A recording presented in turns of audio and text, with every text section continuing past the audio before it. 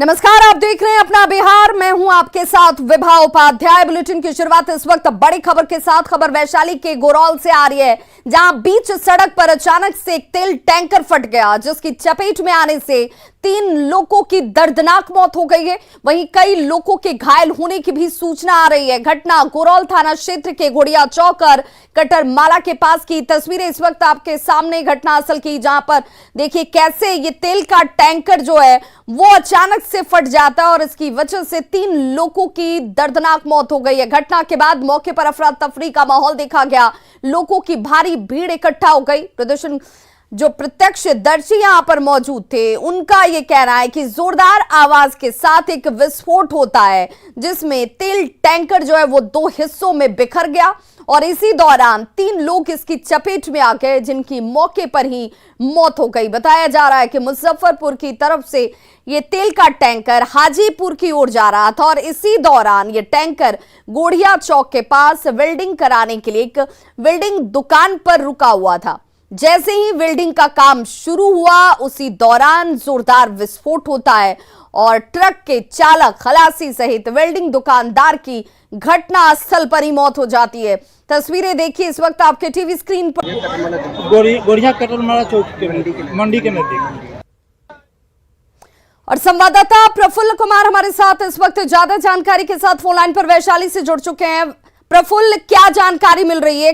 क्या कहा जा रहा है कि आखिर इस हादसे के पीछे की वजह क्या रही? जी देखिए, ये बहुत दर्दनाक हादसा है और कहीं ना कहीं व्यवस्था पर भी सवाल है। जो लोग आक्रोशित होकर अब सड़क जाम कर रहे हैं, उन लोगों ने स्पष्ट तौर पे ये आरोप लगाया है कि इस रास्ते जितने भी तेल टैंकर जाते हैं वो चोरी छिपे तेल बेचते हैं और पुलिस की मिलीभगत से इस जो टैंकर का लॉक होता है उसको काटा जाता है और उसी लॉक को फिर से खुलवाने के लिए या बंद करवाने के लिए जो टैंकर चालक था वो गैस वेल्डिंग दुकान पे गया था और जैसे ही गैस वेल्डिंग का काम शुरू हुआ वैसे ही उस टैंकर में विस्फोट हो जाता है।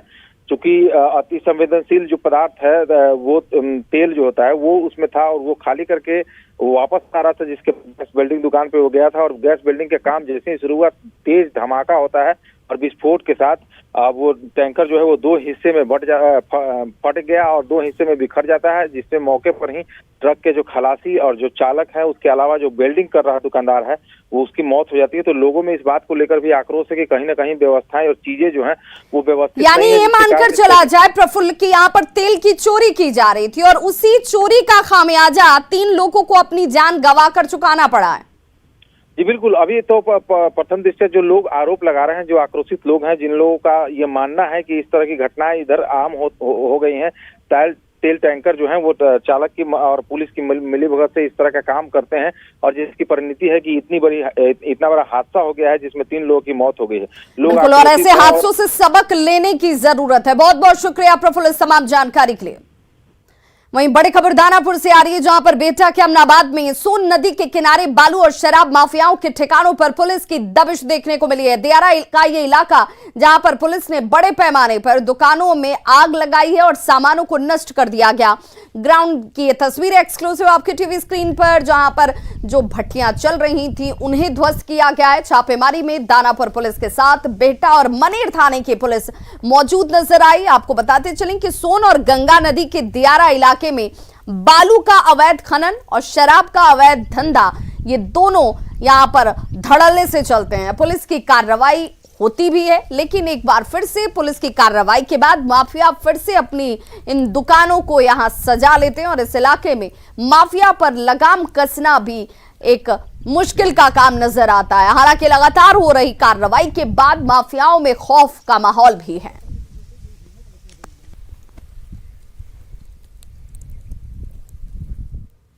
खबर समस्तीपुर से, जहां पर 24 घंटे के अंदर लगातार दूसरी हत्या की घटना सामने आई है। विभूतिपुर थाना क्षेत्र में 24 घंटे के अंदर दूसरी हत्या की वारदात से इलाके में सनसनी मच गई। घटना की जानकारी पर पुलिस मौके पर पहुंची और शव को अपने कब्जे में लेकर हालांकि इस पूरे मामले की तफ्तीश में जुट गई है। तस्वीरें इस वक्त आपके टीवी स्क्रीन पर समस्तीपुर की, जहां पर 24 घंटे के अंदर दोहरे हत्याकांड की घटना से इलाके के लोग सख्ते में हैं। वहीं बड़ी खबर मुजफ्फरपुर से आ रही है, जहां पर बेखौफ अपराधियों ने एक व्यक्ति को गोली मारकर मौत के घाट उतार दिया। मामला साहिबगंज थाना क्षेत्र के माधोपुर हजारी का बताया जाता है। बताया यह भी जा रहा है कि 45 वर्षीय प्रमोद राय खेत में शौच के लिए गए हुए थे और तभी पुरानी रंजिश को लेकर गांव के ही कुछ लोगों ने उनकी गोली मारकर हत्या कर दी। परिजनों ने गांव के सनोज, मंटू, रूपपाल और अवधेश पर इस पूरे हत्या को अंजाम तक लाने का आरोप लगाया है। फिलहाल पुलिस इस मामले की तहकीकात में जुटी है। शव को पोस्टमार्टम के लिए एसकेएमसीएच भेजा गया है। लोग तो अपना घर पर थे, मालूम हुआ हम लोग आए यहाँ देखे कि गोली लगा, इनको 300 गोली मारा हुआ है और वही जो लोग का नाम रखे हुए हैं वही लोग का हाथ है इसमें। से बोल रहा था हाँ, जब कुछ बोलता है इधर उधर तो तुमको मार देंगे जान से। अच्छा, पहले से धमकी दे रहा था। किस चीज को लेकर धमकी दे रहा था वो? जी, किस चीज को लेकर धमकी दे रहा था? उनको कहता था जब तुम ऐसे ही में पुलिस वाले को बोला कर हम लोग को छपवाते हो। बड़ी खबर गोपालगंज से आ रही है, जहां पर बरौली के सीओ कृष्णकांत चौबे को गिरफ्तार किया गया है। डीएम के आदेश पर गिरफ्तारी की यह बड़ी कार्रवाई की गई है। कलेक्ट्रेट कैंपस से सीओ की गिरफ्तारी हुई है। दाखिल खारिज में बड़े पैमाने पर गड़बड़ी की शिकायत मिली थी और सदर एसडीएम डॉक्टर प्रदीप कुमार ने छापेमारी की। सीओ के आवास और कार्यालय पर छापेमारी जो है वो चली। तस्वीरें एक्सक्लूसिव आपके टीवी स्क्रीन पर, जहां पर सदर एसडीएम डॉक्टर प्रदीप कुमार ने छापेमारी को अंजाम दिया। और गोपालगंज से हमारे सहयोगी गोविंद कुमार की रिपोर्ट देखिए। के सीओ को इस वक्त गिरफ्तार कर लिया गया है। ये सीओ कृष्णकांत चौबे हैं, जिन्हें इस वक्त गिरफ्तार कर ले जा रहा है। सीओ साहब, आपके ऊपर कई आरोप है, गंभीर आरोप, क्या कहेंगे? इन्हें कहाँ ले जा रहा है? इन्हें कहाँ ले जा रहा है? फिलहाल भगत थाना में। ये बरौली के सीओ कृष्णकांत चौबे हैं, जिन्हें इस वक्त गिरफ्तार कर ले जा रहा है। आप तस्वीरों में देखिए, सीओ फिलहाल कुछ बोलने से इनकार कर रहे हैं और इन पर एक बड़ा मामला भी है। दाखिल खारिज से संबंधित जो है मामला इनके ऊपर है। फिर एक बार कोशिश करेंगे सीओ से कि क्या कुछ कहते हैं। सीओ साहब, कुछ तो बोलिए कि आपको गिरफ्तार कर ले जा रहा है, क्या कहेंगे? ये सीओ है, देख लीजिए कैसे जो है अभी बदतमीज तरीके से जो है पेश आ रहे हैं और पुलिस जो है कैसे इन्हें ले जा रही है। ना ही हथकड़ी है इनके हाथ में और ना ही इन्हें उस तरह से ले जा रहा है जैसे आम आदमी को ले जा, उस तरह से नहीं ले जा रहा है। वीआईपी ट्रीटमेंट के साथ इन्हें थाना पर ले जा रहा है। ये सीओ है कृष्णकांत चौबे और एक बड़ा भ्रष्टाचार का आरोप है इनके ऊपर। और कल ही जो है इस पूरे मामले की जाँच कराई गई थी। डीएम डॉक्टर नवल किशोर चौधरी ने सदर एसडीएम को भेजकर जब छापेमारी कराया था इनके कार्यालय में, तो दाखिल खारिज से संबंधित 5 राजस्व कर्मियों के डोंगल इनके यहाँ से बरामद किया गया था और कई ऐसे गंभीर जो है इनके ऊपर साक्ष्य मिले थे, जिसके आधार पर आज डीएम के यहाँ तलब किया गया था। और डीएम के चैम्बर से निकलते ही जो अंचल पदाधिकारी हैं बरौली के कृष्णकांत चौबे, उन्हें गिरफ्तार कर लिया गया और इस वक्त जो है नगर थाने में इन्हें ले जाया जा रहा है और यहाँ से फिर जेल भेजने की कार्रवाई की जाएगी। गोविंद कुमार, न्यूज18, गोपालगंज। और पटना के लिए रवाना हो चुके आदित्य ठाकरे डिप्टी सीएम तेजस्वी यादव के साथ आज उनकी मुलाकात होने वाली है। तेजस्वी से मुलाकात के मायने कुछ मत निकालिए, ये आदित्य ठाकरे कह रहे हैं। फोन पर काफी कुछ बातचीत जो है वो इन लोगों के बीच होती रहती है।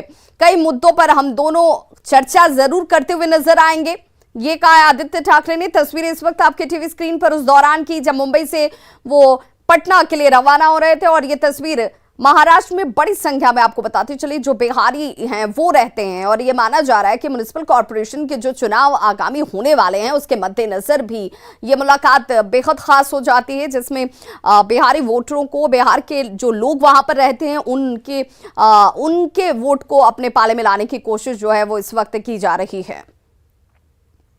तो तेजस्वी और आदित्य की मुलाकात, इसमें कोई राजकीय भूमिका नहीं है। अगर आप ज़्यादा विश्लेषण करोगे तो उसमें जाने की ज़रूरत नहीं है। सिर्फ यही बात है कि तेजस्वी यादव जी हमारी एज के एक युवा नेता है, अच्छा काम चल रहा है, डेप्यूटी सीएम है बिहार के और काम आगे लेके जाने को कुछ बातचीत हो सकती है, अच्छे कामों पे चर्चा हो सकती है। आपकी तरफ से क्या एजेंडा है मुख्य तौर पे? नहीं, मेरा यही एजेंडा है कि काफ़ी दिनों से हमारी बात फ़ोन पे चलती रही है। जब हमारी सरकार थी और तब वो वहाँ विपक्ष में थे तो एक दूसरे को एक सलाह मशवरा चलता रहता था। तो आज पहली बार शायद हम मुलाकात करेंगे और यही बात होगी। काफ़ी सारे विषय है, पर्यावरण है, क्लाइमेट क्राइसिस है, इन पे सारे पे बातें हो सकती है, इंडस्ट्रीज पे है। वहीं आदित्य ठाकरे से मुलाकात पर तेजस्वी यादव ने कहा कि 3 बजे मिलने का कार्यक्रम है, बीजेपी के खिलाफ सभी को एकजुट होने की जरूरत है। अरे आएंगे मिलने, 3 बजे के आसपास। सर विपक्ष को जो एकजुटता करने की बात क्या लगता है कि सफल हो पाएगा? वो भी युवा है, आप भी युवा हैं, हम लोग का तो एकजुट करने का हम लोगों की कोशिश है। और अब बात लालू प्रसाद यादव की, तो लालू यादव 25 नवंबर को सिंगापुर जाएंगे। किडनी ट्रांसप्लांट को लेकर लालू प्रसाद यादव 25 नवंबर को सिंगापुर जाने वाले हैं। हालांकि डॉक्टरों से उन्हें पहले ही अपॉइंटमेंट मिल चुकी है। लालू यादव के साथ उनकी पत्नी राबड़ी देवी मौजूद होंगी, साथ ही साथ बड़ी बेटी मीसा भारती भी सिंगापुर जाएंगी। इस वक्त आपको बताते चलें, लालू प्रसाद अपनी बेटी मीसा भारती के दिल्ली स्थित आवास पर ही आराम कर रहे हैं और यहीं से वो सिंगापुर के लिए रवाना होने वाले हैं। सिंगापुर जाने से पहले तेजस्वी यादव अपने पिता लालू प्रसाद से मुलाकात करेंगे। जो जानकारी इस वक्त महत्वपूर्ण आ रही है, आज दोपहर आदित्य ठाकरे से मुलाकात करने के बाद देर शाम दिल्ली जा सकते हैं तेजस्वी यादव और दिल्ली जाकर अपने पिता से उनकी मुलाकात होगी। और जैसे ही लालू प्रसाद सिंगापुर के लिए रवाना हो जाएंगे, उसके ठीक बाद तेजस्वी यादव पटना वापस लौट आएंगे।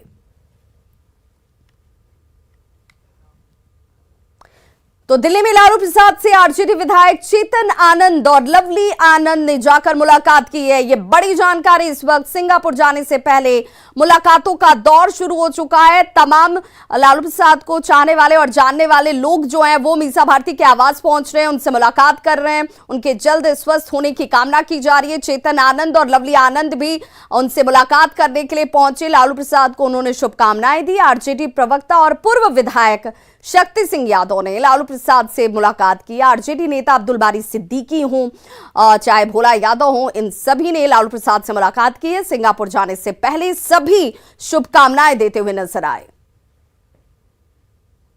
जाने वाले हैं, गार्जियन हैं, तो उनसे मिल करके आशीर्वाद भी लेने के लिए आए। तो शुभकामना भी हम लोगों की तरफ से रहेगा कि जल्द से जल्द उधर से स्वस्थ होकर के वापस लौटें। मैम आपकी मुलाकात हुई, क्या आपने शुभकामना दी लालू जी को?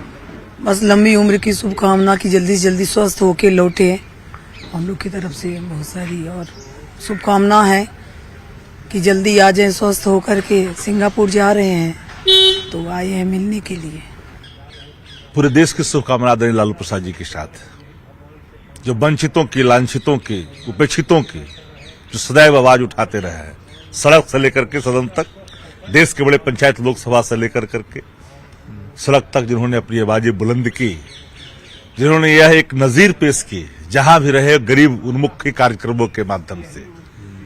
आज भी लोग याद करते हैं रेलवे का वो दिन जब भाड़े कम किए गए, कुलियों के दिन बदले गए, 90,000 करोड़ का मुनाफा दिया, भाड़े कम किए गए, कुल्हड़ का इस्तेमाल शुरू हुआ, जो घाटे में था वो मुनाफे में आया। जाति जनगणना की बात की, जो शिक्षा से, चिकित्सा से, रोजी से, रोजगार से वंचित है, अंतिम पंक्तियों में ऐसे लोगों को जो राजनीति को बल देकर करके वोट का राज का मतलब छोट का राज, डॉक्टर लोहिया जी के बातों को परिभाषित करने वाले, स्थापित करने वाले लालू प्रसाद जी आज जब जा रहे हैं स्वास्थ्य चेकअप के लिए, स्वास्थ्य वहां पर उनकी किडनी का ट्रांसप्लांट होना है, तो सबकी दुआ, देश भर के गरीबों की दुआ उनके साथ है। और दिल्ली में मुलाकातों का दौर लगातार चलता हुआ, लालू प्रसाद से मुलाकात करने के लिए लोग पहुंच रहे हैं। लालू प्रसाद से इसी कड़ी में पप्पू यादव ने भी मुलाकात की है। सिंगापुर जाने से पहले ये मुलाकात हुई और स्वास्थ्य का हालचाल जाना है। मीसा भारती के आवास पर मुलाकात होती हुई नजर आई, जिसमें पप्पू यादव ने जाकर लालू प्रसाद का स्वास्थ्य का हालचाल जाना। उनका सानिध्य और उनका आशीर्वाद हमेशा हमारे जीवन के लिए ऊर्जावान रहता है। अब कौन बचे इस कंट्री में जो सांप्रदायिकता, सौहार्द, संविधान, सामाजिक न्याय या हर व्यक्ति के लिए जीने वाला एक ऐसा व्यक्ति, तो अब कौन बचा? पर्सनली जो हम मुलायम सिंह, लालू यादव से सीखे हैं उस अनुरूप काम कर रहे हैं और हम उसी अनुरूप काम करेंगे। कुर्नी उपचुनाव को लेकर बयानबाजी का सिलसिला लगातार जारी और इसी बीच मुजफ्फरपुर में बीजेपी के प्रदेश अध्यक्ष डॉक्टर संजय जायसवाल ने एक बार फिर से चुनाव को लेकर सीएम नीतीश कुमार पर गंभीर आरोप लगा दिए हैं। संजय जायसवाल ने कहा कि सीएम नीतीश कॉन्ट्रैक्ट बेसिस पर काम करने वाले कर्मियों पर जेडीयू को वोट देने और अन्य लोगों से वोट दिलवाने का दबाव बना रहे हैं। नीतीश कुमार जी अपने अफसरों के द्वारा कहीं पर टोला सेवकों पर, विकास मित्र पर, अन्य इस तरह के जो बेचारे संविदा आधारित कर्मी हैं, उन पर लगातार दबाव बनाया जा रहा है कि आपको जदयू के लिए वोट देना है और दिलवाना है। यह स्थिति बहुत ही शर्मनाक है। कटिहार बीएमपी 7 में जवान भी अब जैविक खाद निर्माण के तरीके को सीख रहे हैं। जी हां, बड़ी बात यह है कि बीएमपी 7 में जैविक पीठ में तैयार किए गए जैविक खाद से अब बीएमपी कैंपस में ही हरियाली सब तरफ नजर आ रही है। बीएमपी कमांडेंट दिलनवाज अहमद की पहल से बीएमपी 7 में निकलने वाले घरेलू साग और सब्जी के साथ अन्य कचरे का प्रबंधन कर उससे जैविक खाद तैयार किया जा रहा है। गोबर साहब के यहाँ गए हैं, वहाँ से गोबर आता है, उसको गोबर डालते हैं, जलकुंभ भी डालते हैं, कुछ घास डालते हैं, उसके उस पर पानी दे के उसका कचुआ कृषि विभाग भागलपुर के द्वारा उपलब्ध कराया गया था, उन्हीं के द्वारा ये वॉशिंग किट भी बनाया गया है। ये समादेष्टा महोदय द्वारा आदेश हुआ तभी तैयार हो रहा है जैविक खाद, जिससे जूठा कचरा उचरा मेस का बस्ता था, कुछ जंगल उंगल होता था, सब सफाई उसी से हम लोग गोबर का मिला करके कचरा कृषि विभाग द्वारा ये जो बनाया गया है जैविक खाद अनुलाई, वही सब के भी सहयोग से हम लोग बनाते हैं, अपना फूल पत्ती में पटाते हैं, इसी से हरियाली होता है। बच्चे अगर पानी पीने पर ध्यान न देंगे तो कई बीमारियां उन्हें हो सकती हैं और इसी वजह से केरल में वाटर बेल की शुरुआत सबसे पहले हुई थी, लेकिन अब पटना के स्कूलों में भी इसकी डिमांड हो रही है। इस कॉन्सेप्ट पर बिहार के कई स्कूलों में विचार किया जा रहा है और ज्यादा जानकारी दे रही हैं हमारी संवाददाता विनीता मिश्रा। केरल, तमिलनाडु और कर्नाटक के बाद अब बिहार में भी वाटर वेल कॉन्सेप्ट की शुरुआत हो रही है। जी हाँ, अब जो बच्चे हैं स्कूल में उनके लिए अलग से वाटर बेल बजाया जाएगा ताकि बच्चे उस दौरान जाकर पानी पी सकें। जानकारी के अनुसार जो बच्चे होते हैं वो कहीं ना कहीं स्कूल में पढ़ाई लिखाई में और दोस्तों के साथ व्यस्त होने के कारण पानी कम पीते हैं और ऐसे में बच्चे बीमारियों से ग्रसित हो जाते हैं, जिसकी शुरुआत सबसे पहले केरल में हुई थी। केरल सरकार की तरफ से बच्चे स्वस्थ रहें इसके लिए वाटर बेल की शुरुआत की गई थी और अब इस कॉन्सेप्ट को बिहार में भी लागू किया जाएगा। तमाम स्कूल के जो प्राचार्य हैं, जो बच्चे हैं, उसे पसंद कर रहे हैं। कुछ बच्चे हैं यहाँ पे केंद्रीय विद्यालय के जिनका साफ तौर पे कहना है कि इन्हें भी वाटर बेल अगर यहाँ लागू किया जाए तो इन्हें पसंद आएगा, क्योंकि बच्चों का जो शरीर होता है लगभग 90% पानी होते हैं और ऐसे में ये बच्चे पानी ज़्यादा से ज़्यादा पिए ये भी चाहते हैं। क्या नाम है आपका? आस्था वर्मा। आस्था, वाटर बेल यहाँ पे होता है अभी कि सिर्फ लंच बेल? अभी तो सिर्फ लंच बेल होता है, उसके सिवा और कुछ एक्स्ट्रा कुछ बेल नहीं लगता है हम लोग का। चाहती हूँ ऐसा क्योंकि बच्चों के लिए पानी जरूरी है कि अलग से स्कूल में वाटर बेल हो। हाँ, हम लोग बिल्कुल चाहते हैं कि अलग से वाटर बेल हो, क्योंकि ड्यूरिंग द लंच हम लोग सिर्फ लंच कर पाते हैं या फिर हम लोग अपना बचा हुआ कुछ काम कर पाते हैं, उसमें पॉसिबल नहीं होता कि उस बचे हुए आधे घंटे में हम लोग सब कुछ कर लें। तो वाटर बेल एक बहुत अच्छा चीज़ है जिसमें हम लोग एक्स्ट्रा टाइम मिलता है हमें अपने आप को थोड़ा हाइड्रेट करने का, पानी पीने का। तो मेरे हिसाब से ये बहुत अच्छा चीज़ है जो आना चाहिए हमें। हाँ, बहुत अच्छी बात है क्योंकि हम लोग के पास टाइम नहीं बच पाता है। हम लोग एक तो हमारा क्लास सीनियर्स का है तो ऊपर बिल्डिंग है, आते आते हम लोग को उतना टाइम लग जाता है और फिर अगर वाटर बेल लगेगा तो हम लोग के पास टाइम भी रहेगा ना। तो और हाँ, जैसे विंटर्स समर में तो हम लोग को ज़रूरत होती ही है वाटर की, लेकिन विंटर्स में भी हम लोग को अपने आप को हाइड्रेट करने के लिए चाहिए क्योंकि स्किन बहुत ज़्यादा ड्राई हो जाता है विंटर्स में। वाटर वेल अगर हो जाए तो हम लोग की और भी ज़्यादा सुविधा हो जाएगी। बिल्कुल। दो बच्चे भी हैं, अभी तो इन्होंने तुरंत पानी भरा है अपने बॉटल में। क्या नाम है आपका? शीतांशु शेखर। शीतांशु, अभी आपका क्लास ओवर हुआ, आपने पानी भरे हैं, अगर क्लास के दौरान वाटर बेल शुरू किया जाए तो कैसा लगेगा? बहुत अच्छा लगेगा। ज़्यादा से ज़्यादा पानी पियेंगे? Yes ma'am. पानी पीना पसंद है? Yes ma'am. Vinita Mishra, news 18 Patna. Lakhisarai में खाद की कमी से किसान परेशान हैं और सुबह से ही किसान विस्कोमान के बाहर कतारों में खड़े हो जाते हैं, लेकिन इसके बावजूद किसानों को निराशा ही हाथ लगती है। कई किसानों को खाद नहीं मिल पाता। किसानों का कहना है कि विस्कोमान से नैनो खाद दिया जा रहा है जो कि फसल के लिए अच्छा नहीं है। विस्कोमान के मैनेजर ने कहा कि खाद की सप्लाई की मांग से इसकी उपलब्धता कम है और यही वजह है कि लोगों को परेशानी उठानी पड़ रही है।